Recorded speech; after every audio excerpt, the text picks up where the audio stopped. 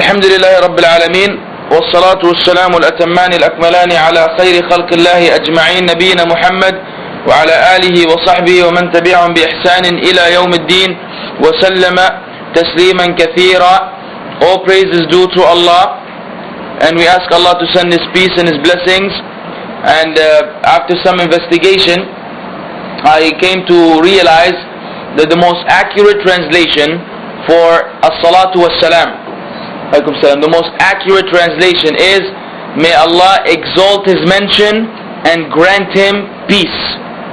If you really want to say as-salatu was-salam, Allahumma salli wa sallim ala nabiyyina Muhammad, as it comes in the Quran, inna Allah wa malaikatahu yusalluna ala nabiyyi ayyuhalladhina amanu sallu alayhi wa sallimu taslima. If you really want to say as-salatu was-salam, you say, may Allah exalt His mention.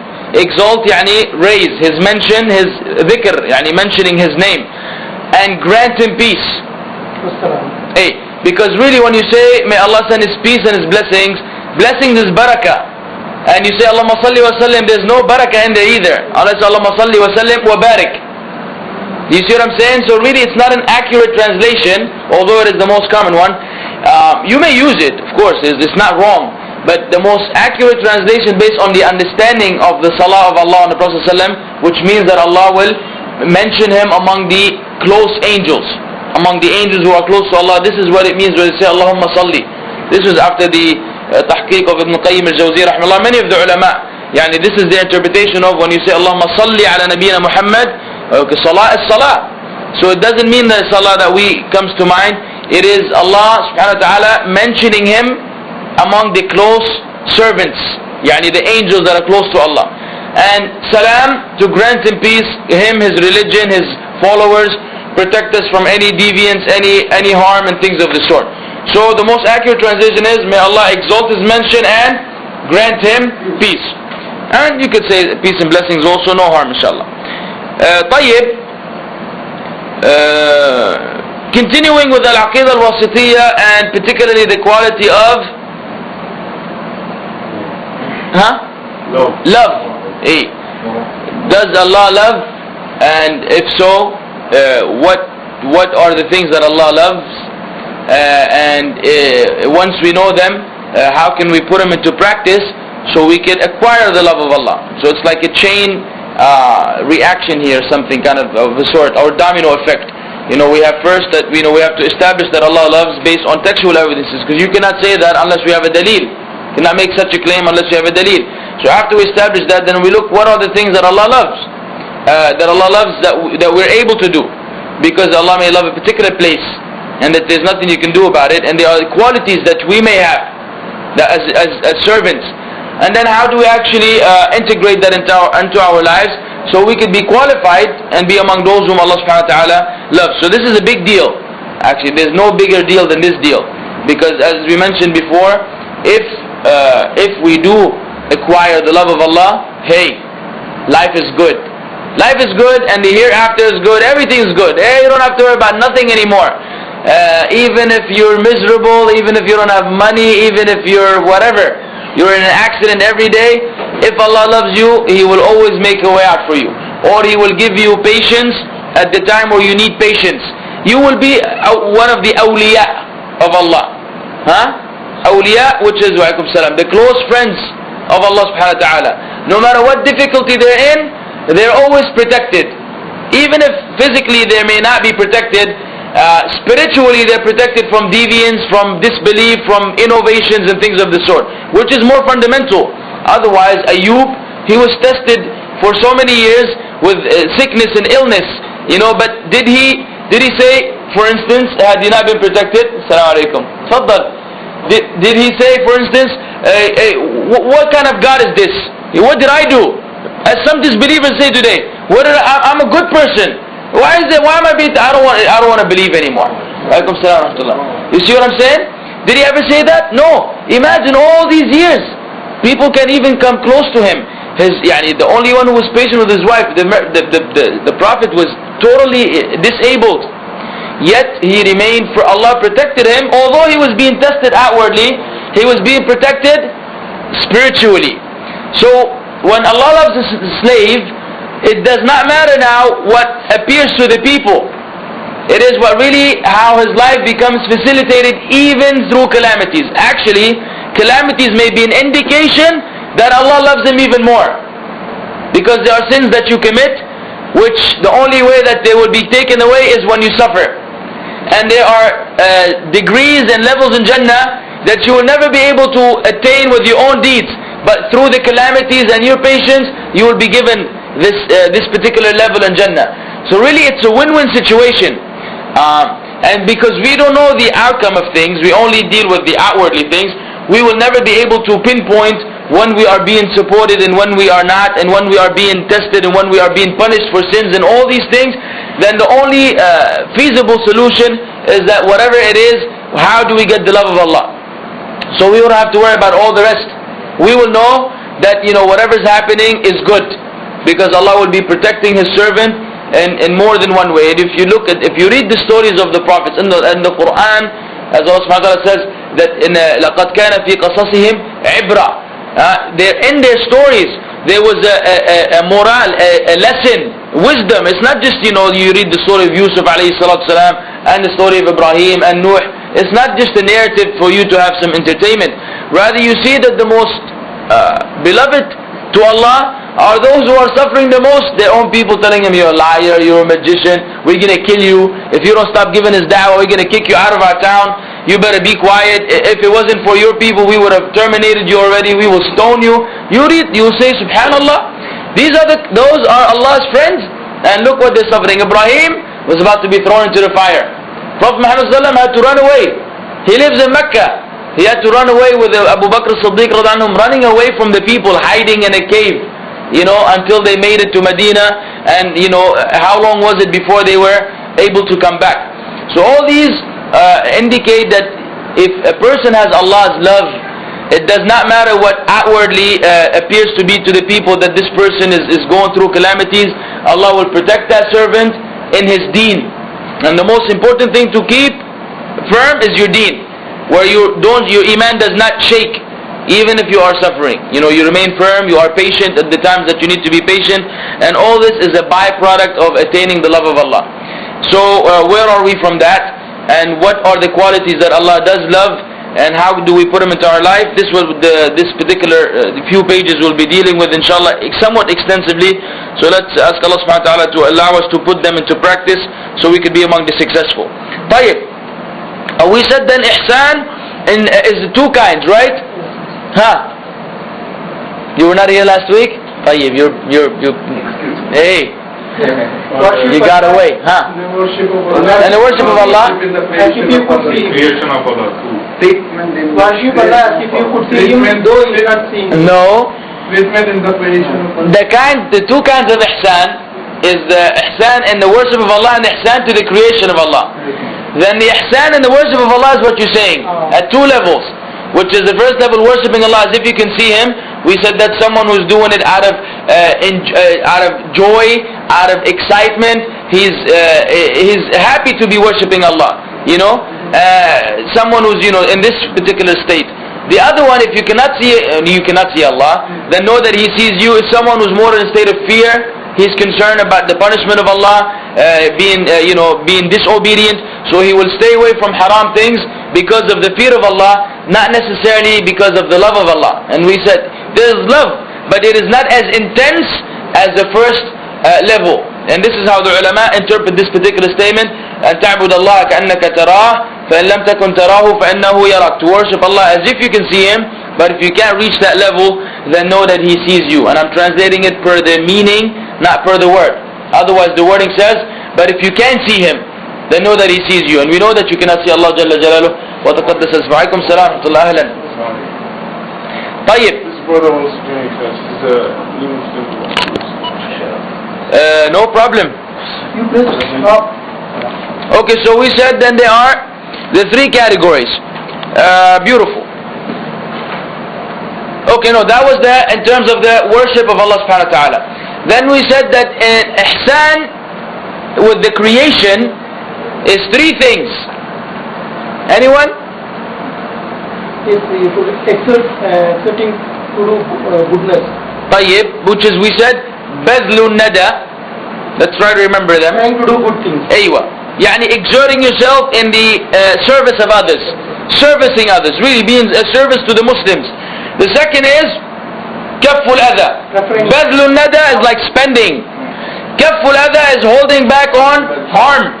أذى, don't harm people, verbally and otherwise, physically and stuff. And وطلاقة الوجه, يعني having not necessarily smiling, your attitude. I mean, the face is usually an indication of your attitude, but also because you may smile and you're inside. We don't want none of that smile. Or somebody smiling while they're upset, so we're trying to, have the brother be calm along with a smile. Hey, yeah, someone who just, cool. طيب. The Sheikh said, بذل الندى أي المعروف سواء كان ماليا أو بدنيا أم بدنيا أم جاهيا. بذل الندى, which is معروف. معروف is anything that is good. And it is called معروف, the scholars say, because it is known to the people, عرفا, that this is something good. يعني by natural disposition. We were born feeling, inclining towards good things. That's why you see even the kuffar, they do that. They see someone hungry, they may give him some food, because it's something naturally known by the human being. It's not something that you may necessarily learn from a religion. You find an atheist who has a charitable organization collecting money and helping the poor. So this is something ma'ruf, known to the people, that this is an act of goodness. And the Shaykh said whether it could be financial assistance, striving or exerting yourself to assist others financially or physically, or jah. What is jah? Jah is your position, yani as they call it here, wasta, or connections.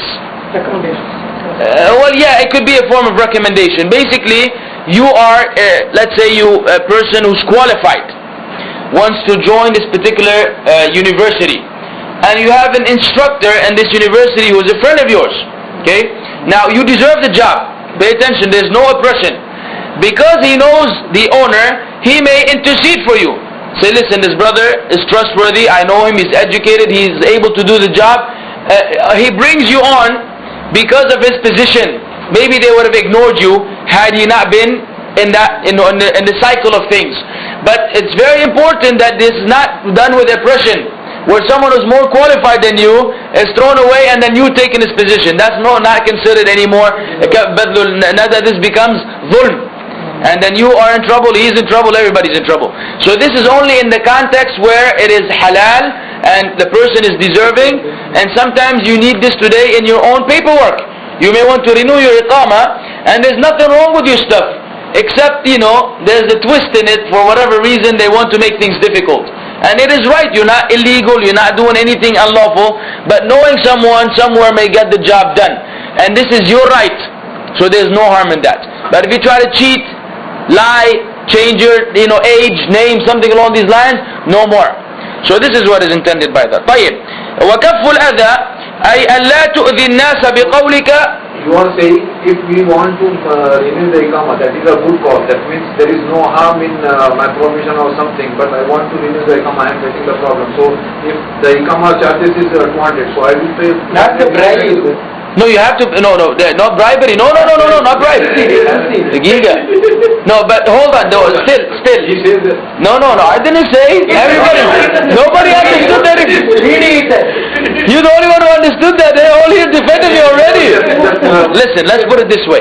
I was speaking about someone who just say, listen, that's my, this is my people. You know how I say, this is my people. Just stamp it for them already without the complications that they may add. Okay. Now, in terms of bribery, this is an exception to the rule if you have a right that you're unable to attain.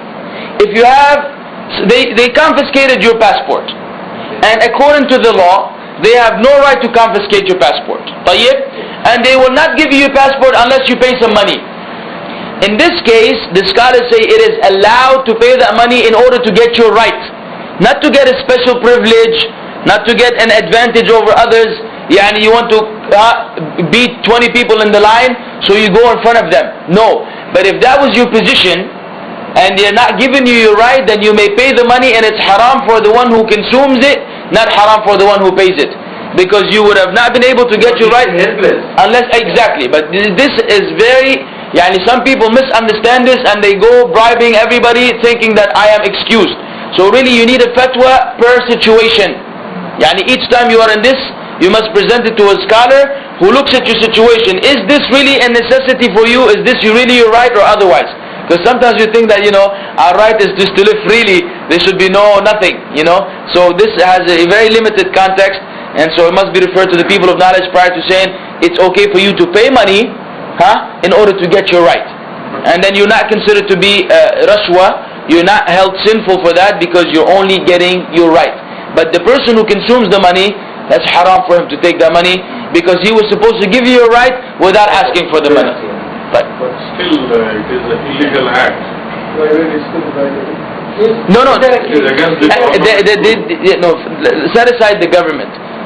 If it's Islam that rules. If in Islam that was rightfully yours and the government decided otherwise, you go whatever Islam says. Yeah. By Islam only the government is saying you should not bribe. But if it's your right, ya akhi. Yeah, but the guy is not doing it, so that's your test.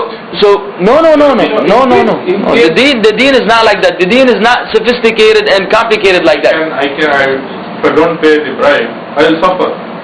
You not get Akhi, right now, if 3 brothers came over here, kidnapped you, okay, took away your passport, your iqama, all of your stuff, and they took it and said, listen man, we're not going to give you this stuff unless you give us some money.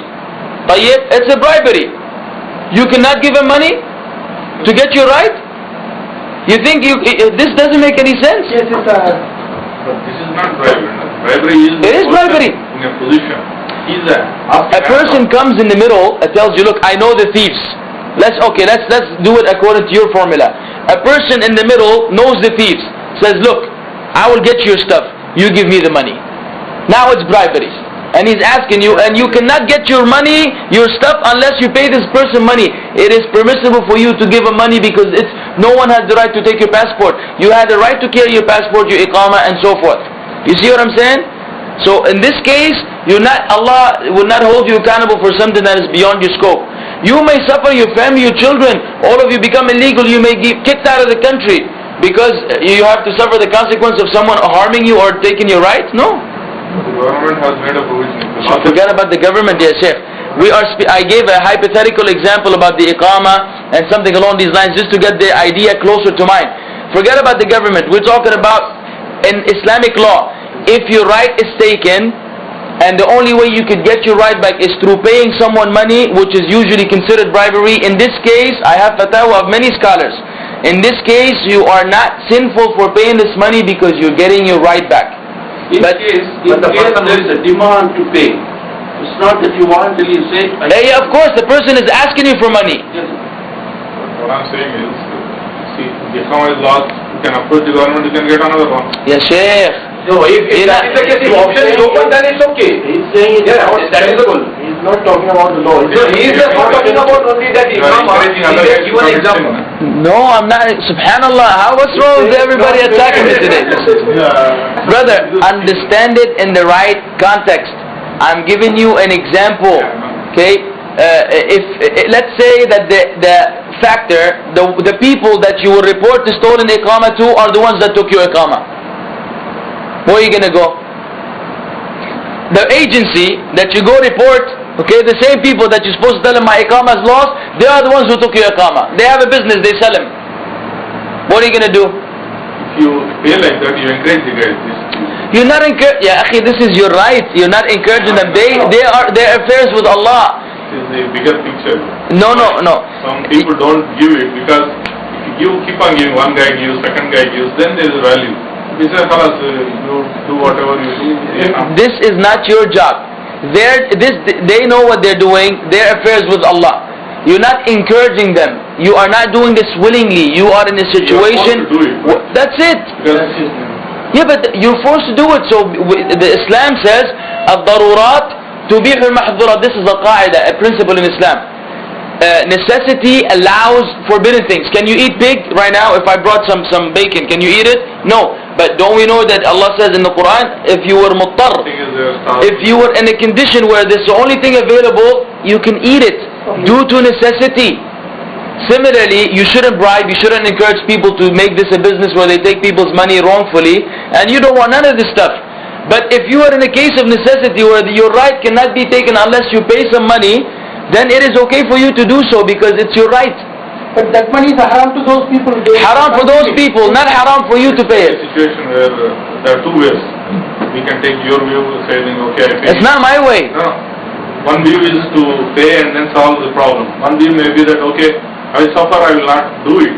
Who is better? Yeah. Well, this is another situation. We're saying, akhi, if the suffering is feasible, okay, and you may get your stuff without any difficulty for you, then obviously you avoid that. We're speaking about situations where your right is taken away and there's no means for you to get it back. You see what I'm saying? Renewing an iqamah or going and saying my iqamah has been lost, and if it's easy for you to get an iqamah the next day or a week later or whatever, if it doesn't cost you anything, it doesn't make any difficulty for you, and you want to do that as an exit, no one will tell you no. Jazakallahu khairan. But at the end of the day, not everybody is able to do that. So we're talking about cases of necessity where you're unable to retrieve your right unless you have to pay out some money, unfortunately. So that money is haram for the consumer. It is not haram for the one paying it because you're not paying it willingly. You're only paying it because there's no way you can get your right back. This is known in certain circumstances that cannot be, I just gave the iqamah as an example. Of course, there's ways to renew iqamah and what have you, or you could say that you have it lost or stolen, then you can acquire for a new one. That's a whole nother discussion. It was just an example to say that in this case, you're not expected to be, or you're not considered to be a briber, someone who's paying bribery in order to get something wrongful. If you're trying to get something haram, then this is haram. But if you're getting your right, then I can give you hundreds of fatwa that in this case it is not considered to be wrongful for the person. طيب. كف الأذى. طيب. So we said harm is not to harm people with your statement or with your actions. You could say something like backbiting or slander or something along these lines, and then your action, you may punch someone or you may do something else physically to that person and otherwise. Thirdly, طلاقة الوجه ألا تكون عبوسا عند الناس, that you do not frown while you're around people. But the Shaykh said, لكن أحيانا الإنسان يغضب ويعبس, but sometimes you become angry and you may frown. فنقول هذا لسبب, we say this is for a reason. There are exceptions to the rule. You cannot also smile all the time, especially if you have children and you're trying to raise them. There are times where you have to keep a straight face. Or if you teach in a school, if you smile all the time, no one's going to listen to you. They're going to think you're a clown. So of course, generally you have to be kind and smile, but there are times where you're angry or something along these lines, your right was taken or something along these lines. The Shaykh said, then this is for a reason. وَقَدْ يَكُونُ مِنَ الْإِحْسَانِ إِذَا كَانَ سَبَبًا لِصَالِحِ الْحَالِ. It may still be considered, your frowning may be considered part of ihsan if it is fit in that circumstance. In that situation, if it is required that you frown in order to attain a benefit, then this will fall under ihsan. Although the asl is what? Smiling. That is part of ihsan. But in cases of necessity, if frowning will do the job of smiling, then frowning will be part of ihsan. So it's really situational, based on the situation. طيب. ولهذا إذا رجمنا الزاني أو جلدناه فهو إحسان إليه. The Shaykh said, due to that, if we stone the fornicator, or I always forget this word, slash him, then this is goodness towards them. This is a form of ihsan to them. Why? Can anyone try to interpret that? Why? How can we deduce that? If let's say you stone a fornicator, how could that be ihsan to them? Because this would wipe away the sin they committed. Absolutely. One angle to look at it, lashes, not slash. Allah ta'ala, lashes. I have to remember. Yes, if something doesn't want to slash, is this something else? Anywho, yes, one aspect is that whenever that penal code established against X individual, then this is means of the sin to be expiated. Isn't that ihsan to them? Indeed, this is a form of ihsan to them. Secondly, it's ihsan because you are fulfilling the deen of Allah on earth. And when you do so, then there will be peace, tranquility in the society, and you'll benefit everyone. Because when they see them being punished, then this may prevent and be a deterrent for many other sins similar to that one. So like a thief who sees another thief then being cut off, he says, man, I better stay away from that business. Because he realizes that he may fall into the same predicament. So this is what is intended by that, wallahu a'lam. ويدخل في ذلك إحسان المعاملة في البيع والشراء والإجارة والنكاح. Included in that, ihsan, meaning talaqatul wajh, or generally the three, is goodness in your transactions. You're buying and selling, al-bay' wal-shira', al-ijara, hiring someone, wal-nikah, and marriage. All these, ihsan in these is all part of it as well. وغير ذلك, and other than that, لأنك إذا عملتهم بالطيب في هذه الأمور صبرت على العسر وأوفيت الحق بسرعة. If you treat the people with goodness in these affairs, then you become patient during the time of, and you're patient during the time of difficulty. وأوفيت الحق بسرعة, and you return people's rights immediately. يعني somebody lends you 1,000 riyals, and you already have the 1,000 riyals. Some people lack, they keep waiting and waiting and waiting before they pay the money back. Ihsan in this case is that you pay the person's money back immediately. This is part of ihsan in your transaction, in that transaction, and in returning the rights to the people that deserve them. نعم. وهذا يعد بذل الندى. This is considered part of exerting oneself in assisting others. فإن اعتديت بالغش والكذب والتزوير, but if you transgress against people by cheating and lying and fabricating or falsifying, like counterfeit money and what have you, فأنت لم تكف الأذى لأن هذا أذية. You did not prevent harm, because this is harm if you cheat and do things of this sort. إذن the Shaykh said, أحسن في عبادة الله وإلى عباد الله. Then be good in your worship of Allah and to the slaves of Allah. Be good in your worship of Allah and to the creation of Allah, or to the slaves of Allah. وَقَوْلُهُ إِنَّ اللَّهَ يُحِبُّ الْمُحْسِنِينَ. Verily Allah loves the good doers, or the doers of good. We said it is a weak translation, because ihsan, we said, is much more encompassing, stronger in meaning, and a good is just a very limited word in a sense that doesn't really do the job. But what else can we do? But we understand through the explanation that it's more than good. It's a lot of things that are considered to be good. هذا تعليل للأمر فهذا ثواب المحسن, meaning this is the consequence of the command. What is the reason behind Allah saying وَأَحْسِنُوا? Because how does the verse begin, or at least that phrase, وَأَحْسِنُوا, and do good. إِنَّ اللَّهَ يُحِبُّ الْمُحْسِنِينَ. Verily Allah loves the good doers. So first we were commanded to do good, then we had the result, which is that Allah loves these individuals. The Shaykh said this is the reward of the muhsin. And muhsin is not someone's name, it may be someone's name, but muhsin is like Muslim, Islam, Muslim, ihsan, muhsin, iman, mu'min.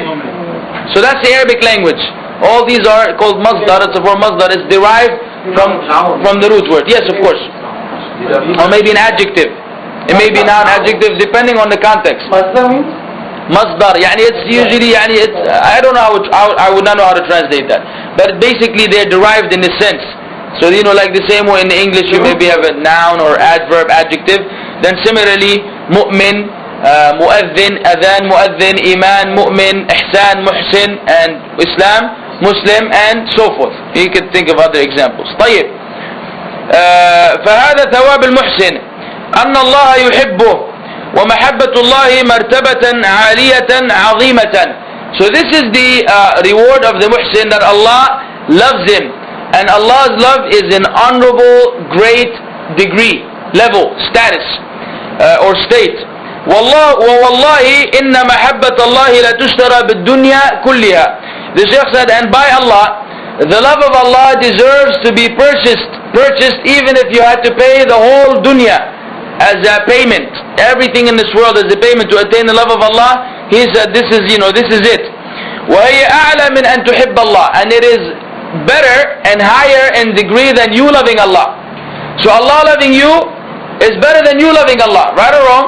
Maybe who are you? Who are one of us who's one of you love Allah, طيب. But if Allah loves you, that's a big deal.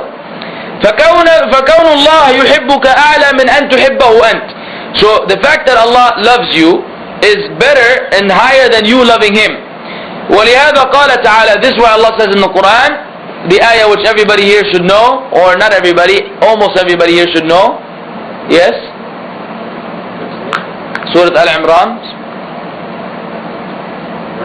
verse 31.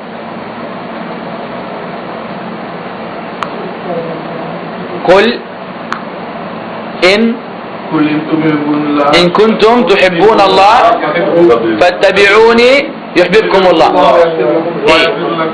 والله غفور رحيم. You must memorize this one, if you can. Verse 31, Surah Al-Imran. This is like a foundation in Islam.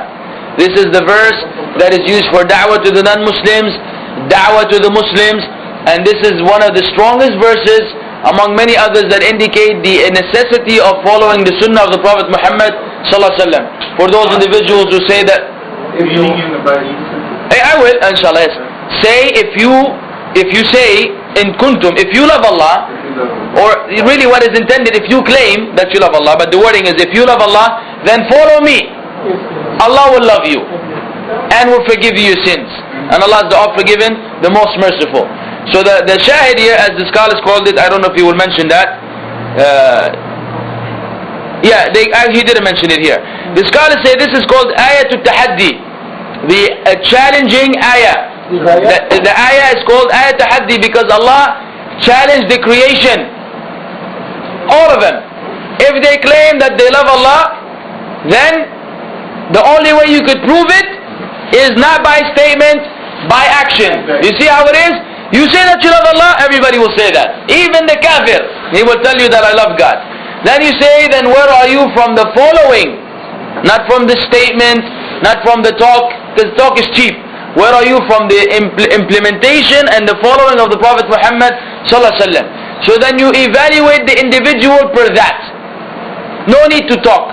The person doesn't need to speak, and we don't need to ask. You know what I'm saying? It is all there. You look at the person's lifestyle and you can judge whether this person indeed loves Allah or not. Now, if someone is not following Prophet Muhammad ﷺ in the ultimate sense, it does not mean that this person does not love Allah and His Messenger in any way, shape or form. It just means that the love is not as intense or as not as sincere and not as correct as it's supposed to be. It may be there, but not in the ultimate sense. And so we strive for the ultimate sense. And the more we don't follow, the more is an indication that our love is not intense. And it may reach a point where it's very small and it's just like not enough to go to Jannah.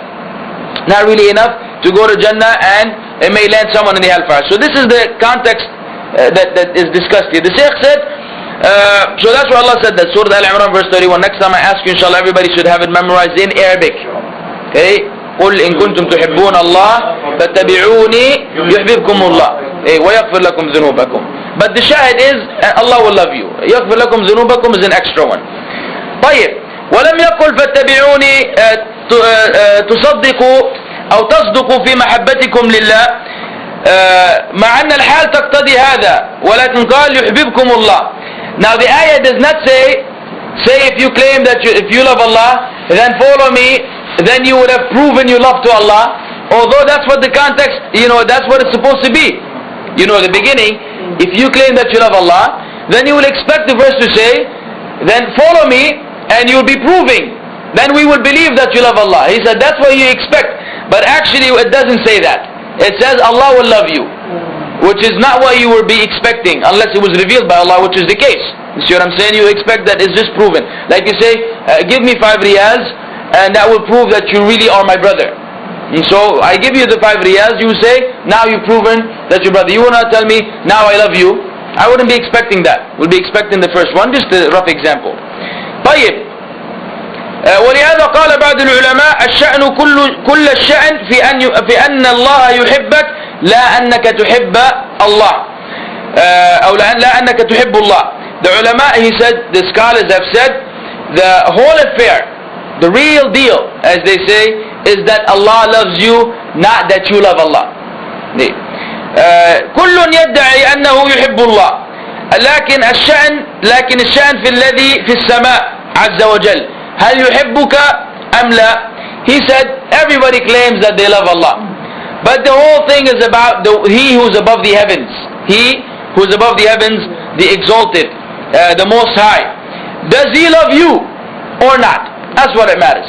And I'm sure everybody here remembers the hadith of Jibreel that we mentioned many occasions, that Allah will call unto Jibreel and Jibreel will call unto the inhabitants of the heavens. You don't know the hadith with the expresses. Anyway, the hadith is in Bukhari and Muslim, or one of them. Prophet ﷺ said that verily if Allah loves a servant, he calls unto Jibreel and he will say, oh Jibreel, I love such and such person, whatever your name is. Then Jibreel will he will command you to love, then he will announce it in the inhabitants of the heavens. Then earth and love will be put for that person on earth. And the hadith continues, if Allah hates an individual, Allah will also call unto Jibreel and tell him that he hates such and such person, so hate him. Then Jibreel will hate you, or a'udhu billah, you with that person, and then he will call unto the inhabitants of the heavens to hate that individual, so they will hate him also. Then hatred will be put down on earth. So all the righteous people hate him, because he'll be liked by his likes. You know, the people who are on the same path, of course they're gonna like him. You know, like the singers, you know, they like each other, and these losers, they like each other usually. But you know, the righteous people, they see this in Mubtadi'. You'll find that the Mubtadi'een, they hated by the people who love the Sunnah. You know, the people of the Sunnah, they hate Ahl Bid'ah, because it's like, why are you innovating into the deen? So really, this is what is intended. The Shaykh said, إذا أحبك الله عز وجل أحبتك الملائكة التي في السماء. If Allah loves you, the angels who inhabit the skies will love you. ثم يوضع لك القبول في الأرض. Then acceptance and love will be placed for you on earth. فيحبك أهل الأرض, and the inhabitants of the earth will love you also. ويقبلونك, and they will accept you. ويقبلون ما جاء منك وهذه من عاجل بشرى المؤمن, and they will accept whatever you give them. He said, and this is like the early good news for the believer. This is indication that what comes after is going to be better. والله أعلم. وفي هذه الآية من الأسماء. What was the ayah we were dealing with? لا يا شيخ. This was in the context. وأحسنوا إن الله يحب المحسنين. What name of Allah do we have there? Allah. The only one there is Allah. وأحسنوا إن الله يحب المحسنين. Surah Al-Baqarah. One moment, sir. Surah Al-Baqarah, verse 195. Even Al Imran there is Allah يحب المحسنين. This is the main verse. 195. Huh? Same verse is in the repeat writing in the Surah Al Imran also. وأحسنوا الله يحب المحسنين. No. Hey, yes, now we have many verses. The Shaykh may be dealing with them. All of the verses that deal with the love of Allah. Both verses are telling the same, sir. Surah Al-Baqarah 195. Now, hey, Allah loves what is the meaning? and do good. Verily Allah loves those who do good. Hey, this was the first ayah used by the Shaykh to prove the quality of love of Allah subhanahu wa ta'ala. طيب. Then in the context of that, he mentioned the ayah in Surah Al-Imran, which is from the tafsir of Sharh of the Shaykh, not from the Aqeedah of, not from the actual matan of Shaykh al-Islam ibn Taymiyyah rahimahullah. So that ayah, not yet mentioned, it may be mentioned afterwards. The one he mentioned is وَأَحْسِنُوا إِنَّ اللَّهَ يُحِبُّ الْمُحْسِنِينَ. And what kind of attributes does it have? The asma, Allah. A. What is it? Love. Good. And al-uluhiyyah, which is due to the word of Allah, meaning the one who deserves to be worshipped. طيب. The second ayah that Ibn Taymiyyah rahimahullah quoted in his matan, in his kitab al-Aqeedatul Waasitiyyah is وَأَقْسِطُوا إِنَّ اللَّهَ يُحِبُّ الْمُقْسِطِينَ. Very similar. The first one was وَأَحْسِنُوا إِنَّ اللَّهَ يُحِبُّ الْمُحْسِنِينَ. Now وَأَقْسِطُوا إِنَّ اللَّهَ يُحِبُّ الْمُقْسِطِينَ. What is the qist? Does anyone would like to suggest? What is this? What does it mean in English? Qist. Qaf, Sin, Ta. وَأَقْسِطُوا إِنَّ اللَّهَ يُحِبُّ الْمُقْسِطِينَ. The person who is giving more charity. لا. I don't know, I know only طيب. And act justly. Did you look it up in the dictionary? Justice, actually. That's what it is. Justice. قسط. قاف سين طاء. طيب. قاف سين طاء. When you look at the verse, you'll find it. وَأَقْسِطُوا إِنَّ اللَّهَ يُحِبُّ الْمُقْسِطِينَ. And act justly. Verily, Allah loves those who act justly. That's what it is. Justice. What is the verse number? Surah Al-Hujurat, verse number 9. Hujurat, the chambers. فقوله وأقسطوا, the Shaykh said فعل أمر, والإقساط ليس هو القسط بل هو فعل من فعل رباعي. Hold on, the Shaykh will give us some more elaboration that will make some correction to what I've said earlier. So pay attention here. There's a difference between qist and iqsat, obviously. So let us get it from the Shaykh. First, أقسطوا is a command, فعل أمر, something that you must do, right? It's an order. And whenever the principle in Islam, whenever you order to do something, is it optional or obligatory? Obligatory. Unless we have evidences that indicate otherwise. Unless you have something that says otherwise. طيب. He said, إقساط ليس هو القسط. It's not the same. إقساط and قسط. بل هو من فعل رباعي. It comes from a word, a فعل that has 4 letters. فالهمزة هي همزة النفي. فالهمزة فيه همزة النفي. The همزة in that is the همزة نفي of negation. هذه الهمزة هي همزة النفي إذا دخلت على الفعل نفت معناه. فالفعل قسط بمعنى جار. سبحان الله. He said, the knowledge man is wide. Okay. The word is قسط. And قسط means oppression. دقيقة. No, listen. I told you the Shaykh will elaborate. Because look at this very specific information. Whenever you add the alif hamza to the word qist, the hamza negates the meaning, which is oppression, so it makes it justice. Negation. Yes. So the hamza negates the meaning, so that turns it to justice. Very delicate information. The average person doesn't know this, trust me. Allah musta'an. So is that clear though? Let's at least leave this place with the right understanding. So qist, qaf, sin, ta, as a word individually. Individually means, the Shaykh said jar, which is basically transgression. طيب. When you add the hamza, aqsitu, the he said that is called hamzatun nafi, the hamza of negation. Negates the meaning of the word and it turns oppression into justice. So at the beginning you told the kids the justice is wrong. Yes, I'm taking it back on the recorder. I'm taking it because the meaning usually you get aqsitu because of the command. We know that Allah is asking for justice, so I deduced that by myself, and obviously there's an error for you right there. But anyways, everybody understands. So aqsitu, that means justice. Yani do justice. Do justice. Because of the hamza. Hey, the hamza that came in the beginning of the word qist. But kist, that doesn't mean that is just transgress. Yes, that's what the Shaykh said. Oppression. You know, this is a very intricate information about the language that the average person may not know. You know, this is really sarf as they call it, huh? In Arabic, all kalima like that, if you add alif, it will be negative? La, because we were just saying ahsinu. And we know that ihsan as a word itself, hasan, does not have any negative meaning, and the hamza is not doing that. In this context, this is an exception to the rule. So alhamdulillah. Sorry. In the end of the ayah, in Allah yuhibbul muqsitin, there is no hamza there. Yes. Muqsitin then becomes... Because the muqsitin maybe also give the same meaning. Yeah. Maybe if it... Hey, no, not oppression. How does Allah love the oppressors, ya Shaykh? Those who do justice.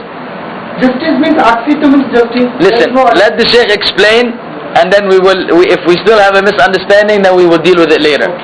طيب. المهم إذا دخلت على الفعل نفت معناه، فالفعل قسط بمعنى جار. فإذا أدخلت عليه يا همزة أقسط صار بمعنى عدل. أي أزال القسط وهو الجور, meaning it removed. He said that originally if that hamza enters upon the verb, not all the time, it negates the meaning, and qist means oppression. Because of the hamza entered, it changed the meaning to justice, and so it removed oppression, it removed transgression. وهو الجور. فيسمون مثل هذه الهمزة همزة السلب. This kind of hamza is called negating hamza. مثل خطأ وأخطأ, such as خطأ, which is a mistake or error, وأخطأ. خطأ بمعنى ارتكب الخطأ عن عمد. Now look, خطأ, خطأ meaning he committed the error intentionally. يعني he did the wrong thing with an intention. أخطأ ارتكبه عن غير عمد. أخطأ he did it unintentionally. ربنا لا تؤاخذنا إن نسينا أو أخطأنا. When it's done unintentionally. Otherwise خطأ by itself intentionally. Very delicate information. So forgive me for not, I hope you understand my situation here. This is not, this is just, very detailed. Well, this is exceptions to the rule in the Arabic language. And the language is so rich. And it has so many different things. Even the Kufiyin and the Basriyin, the various scholars of Nahu have differed the same way the ulama differ. In the language, there's difference of opinion about the wording, about this word, whether this is supposed to be called that, or whether it's supposed to end with a fatha. This is a long discussion. If you read some of the books that are detailed about the grammar, hey, you're getting some with Dr. Yahya, barakallah fi. طيب, المهم, the conclusion is, وَأَقْسِطُوا أي اعدلوا. أقسطوا, what does it mean? Act justly, خلاص. That's what we want to know. وهذا واجب. The Shaykh said this is compulsory. فالعدل واجب في كل ما تجب فيه التسوية. So then justice is compulsory in everything that requires justice. Everything that requires justice, then it becomes compulsory on each one of us to act with justice. Allah al-Musta'an for our oppression. يدخل في ذلك العدل في معاملة الله عز وجل. Included in that is justice in the way we behave, or our conduct with Allah subhanahu wa ta'ala. ينعم الله عليك بالنعم. Allah bestows upon you His bounties, His favors. فمن العدل أن تقوم بشكره. What is justice in this case? That you show thankfulness. That Allah gives you the favor, you show thankfulness. يبين الله لك الحق. فمن العدل أن تتبع هذا الحق. Allah subhanahu wa ta'ala makes clear for you the truth, wherever it may be. So justice is that you follow the truth. You don't turn away from it, say, but I find my forefathers doing that, or people back home do that, as it is common among many people today. ويدخل في ذلك العدل في معاملات الخلق. Included in that is justice with the transactions or the treatment of the creation. أن تعامل الناس بما تحب أن يعاملوك به. And the principle, the formula is, you treat the people the same way you want them to treat you. However you like to be treated, treat the people. If you don't accept someone to do something for you, then don't do it to them. Allah al-Musta'an. ولهذا قال النبي عليه الصلاة والسلام: من أحب أن يزحزح عن النار ويدخل الجنة فلتأته منيته وهو يؤمن بالله واليوم الآخر وليأتي إلى الناس بما يحب أن يؤتى إليه. The Prophet ﷺ said, whoever loves or desires or wishes to be moved away from the fire and permitted to paradise, then let his time of departure, the time of death comes whilst he believe in Allah and the last day, and let him bring to people that which he likes to be brought to him. Treat the people the same way he likes to be treated. عامل الناس بما تحب أن يعاملوك به. مثلا, the Shaykh said, treat the people the way you like to be treated. For example, إذا أردت أن تعامل شخصا معاملة فأعرضها أولا على نفسك. If you want to treat someone in a certain way, first present it to yourself. Try it on yourself. هل إذا عملك إنسانا بها هل ترضى أم لا? If someone treated you in the same way, would you be happy, pleased or not? إن كنت ترضى فعمل. If you would be pleased with that, then treat him accordingly. وإلا فلا تعامله. Otherwise, do not treat him in this fashion. And then we will postpone to discussion on the rest of the stuff, justice with children and other things of the sort, till next time, inshallah ta'ala. Whatever that I said was correct was from Allah subhanahu wa ta'ala. Whatever errors I made, which I'm admitting here willingly, are from myself and due to my sins and from the shortcomings and from the tricks of the shaitan. So just take whatever is sound and leave alone whatever you don't like or you disagree with, unless I'm giving you an ayah or an hadith. وآخر دعوانا الحمد لله رب العالمين وصلى الله وسلم على نبينا محمد سبحانك اللهم وبحمدك أشهد أن لا إله إلا أنت أستغفرك وأتوب إليك. Is there a question?